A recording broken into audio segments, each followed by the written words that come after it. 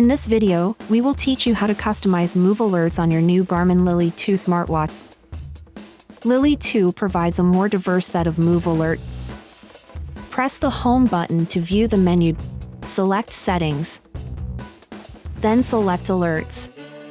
Select Move Alert. Select an option. Select Status to turn the alert on or off.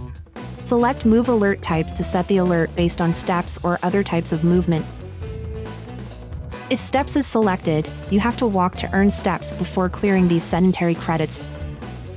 If Movement is selected, you can further select whether the movement type is sitting moves or free motion moves. Select movement types to allow sitting moves or free motion moves to clear the alert. Select movement duration to set the alert to be cleared after 30, 45, or 60 seconds. Once you have set these options, the watch will display corresponding moves when the move alert prompts. The user can swipe through other movement options.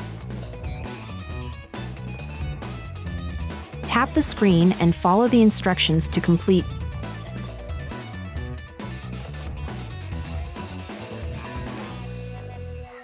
And that's it. Thank you for watching.